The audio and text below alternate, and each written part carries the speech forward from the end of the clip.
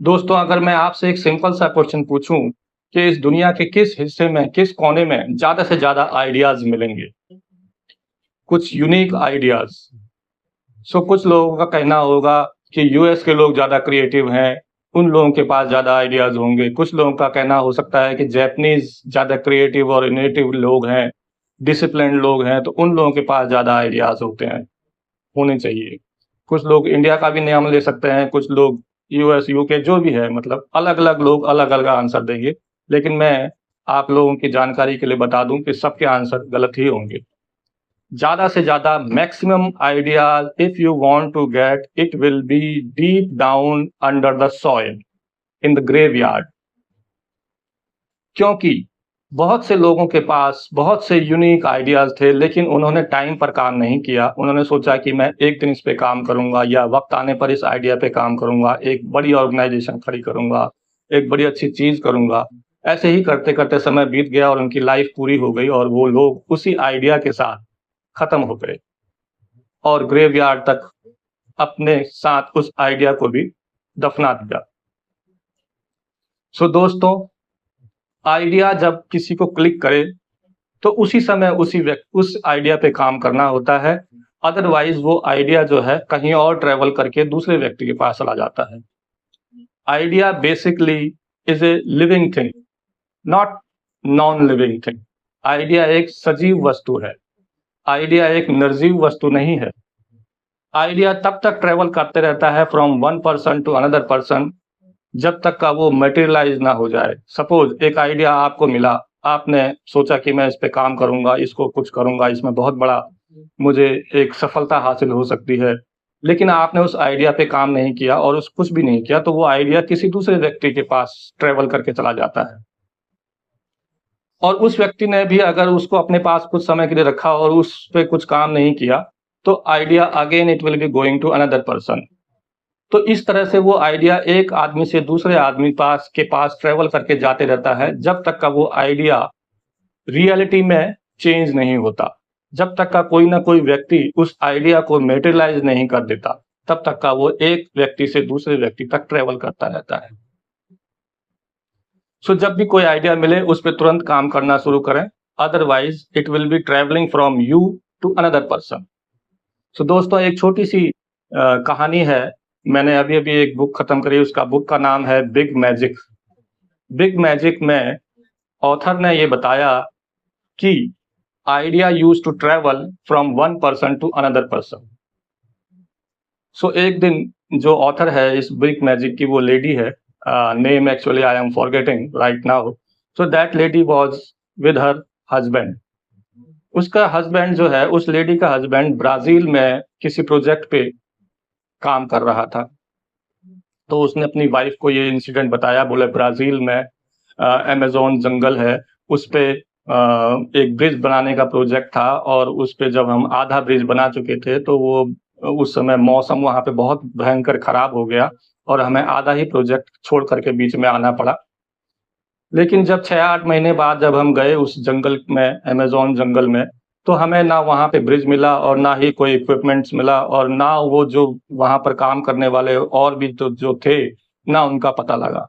लेकिन जो व्यक्ति इस पूरे प्रोजेक्ट को हेड कर रहा था, जो देख रहा था, अमेरिका में बैठ कर के उस पूरे प्रोजेक्ट को हैंडल कर रहा था, उसने अपने उस प्रोजेक्ट की जानकारी लेने के लिए अपनी सेक्रेटरी, जो कि लेडी थी, सेक्रेटरी को भेजने की कोशिश की। अपनी सेक्रेटरी से ये कहा कि आप जाइए उस जगह पे, ब्राज़ील में जाइए और उस प्रोजेक्ट को देखिए।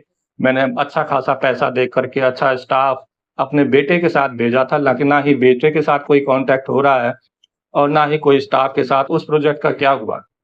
और वो जो सेक्रेटरी थी, वो अपने इस बॉस से प्रेम करती थी। वो पूरी स्टोरी ऑथर को उसका हस्बैंड बता रहा था।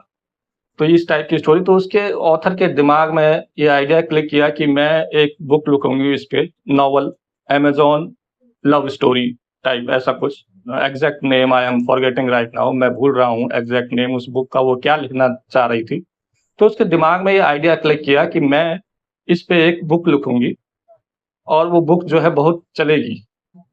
सो उसने उस बुक पे काम करना शुरू किया, उस पे पूरा डेटा कलेक्ट करना शुरू किया कि कहाँ पे ब्राज़ील में ये प्रोजेक्ट लग रहा था, कितना पैसा था, कौन हेड कर रहा था, कौन सेक्रेटरी थी, सारा कुछ काम करना शुरू किया। और काम करते-करते कुछ समय पश्चात जब उसको अपने कंट्री यूएस जाना हुआ, तो वो अपने हस्बैंड के साथ यूएस जा रही थी। रास्ते में इमिग्रेशन वालों ने उसके हस्बैंड को पकड़ लिया क्योंकि वो उसका हस्बैंड दूसरी कंट्री से था। तो उन्होंने उसको वहाँ का वीज़ा नहीं दिया, यूएस जाने की अनुमति नहीं दी। तो जिसकी वजह से वो यूएस वापस नहीं जा पाई अपने हस्बैंड के साथ और उस के प्रोसेस में लग गई ताकि उसके हस्बैंड को वीज़ा मिल जाए। तो उसमें वो 4-6 महीने अपने इस काम में लग गई कि अपने हस्बैंड को वीज़ा दिलाया जाए ताकि हम यूएस चले जाएँ वापस। तो उस काम में लग गई और अपने इस बुक को जो उसके आइडिया क्लिक हुआ था अमेज़न लव स्टोरी नाम से, उसको प्रोजेक्ट को कुछ दिनों के लिए उसने कुछ समय के लिए भूल गई। सो इसी दौरान उसकी एक मुलाकात किसी दूसरी ऑथर से हुई, लेडी ऑथर से और उसके साथ उसकी अच्छी बातचीत थी और उन दिनों लेटर एक्सचेंज हुआ करते थे, तो उसने बताया कि हमारे एक-दूसरे से हम लेटर एक्सचेंज हुआ करते थे और वो जब भी आती थी मेरे जिस जगह पे हम रहते थे, तो मेरे से ज़रूर मिलती थी और हमारी बहुत अच्छी बातचीत आपस में होती थी। गले मिल कर के एक-दूसरे को विश करते थे और बातचीत होती थी और आइडियाज़ एक्सचेंज करके हम चले जाया करते थे। सो एक दिन जब उस ऑथर की दूसरी अपनी ऑथर दोस्त से मुलाकात हुई तो उसने पूछ लिया कि आप आजकल किस बुक पे काम कर रहे हैं? और इसने भी पूछा हाँ, आप बताइए आप किस बुक पे काम कर रहे हैं? सो उसकी दोस्त ने बताया कि मैंने इस पे बुक लिखी है अमेज़न लव पे बुक लिखी है। तो जिस ऑथर को उसके हस्बैंड ने बताया था, she was very much surprised because she was thinking to write book over this topic. But उसकी दोस्त ने ये बताया कि ये बुक तो मैं 6 महीने पहले ही पब्लिश कर चुकी हूँ। सेम वही स्टोरी, सेम वही टॉपिक। तो वो जो ऑथर थी, वो बड़ी हैरान रही कि मेरे हस्बैंड ने मुझसे मेरे साथ शेयर किया था कि अमेज़न के जंगल में एक ब्राज़ील में एक प्रोजेक्ट है, ब्रिज है, उस पे बनाना है और जो उसका हेड था, उसकी सेक्रेटरी उसके साथ प्रेम करती थी, ये सब चीज़ें। लेकिन क्योंकि मैं उसको टाइम पे लिख नहीं पाई और इस लेडी ने लिख करके और वो बुक भी पब्लिश कर दी।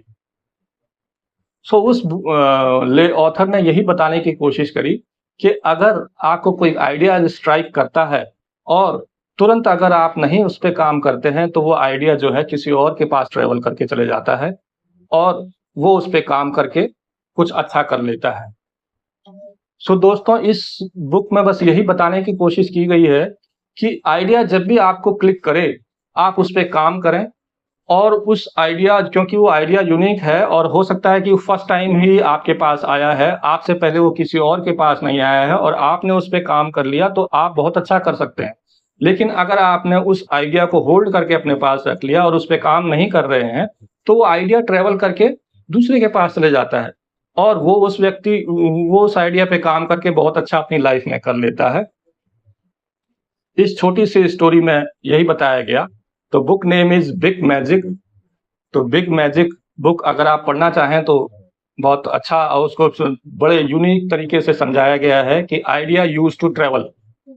सो आपको करना ये है बेसिकली जैसे ही आइडिया स्ट्राइक हो उस पे काम कीजिए और definitely you will be doing something wonderful in your life and if you are not able to do good thing over that idea, so it will be traveling to another guy. And he is not doing, it will be traveling to another guy unless and until it is getting materialized. So ideas are living thing. Ideas are not non-living thing. Ideas living things होते हैं, सजीव होते हैं, उनमें जान होती है, वो ट्रेवल करते हैं और वो चाहते हैं कि वो रियलिटी में बदलें। So through this video, I just wanted to tell you, whenever any idea clicked you, just work on it and do something unique in your life. Thank you.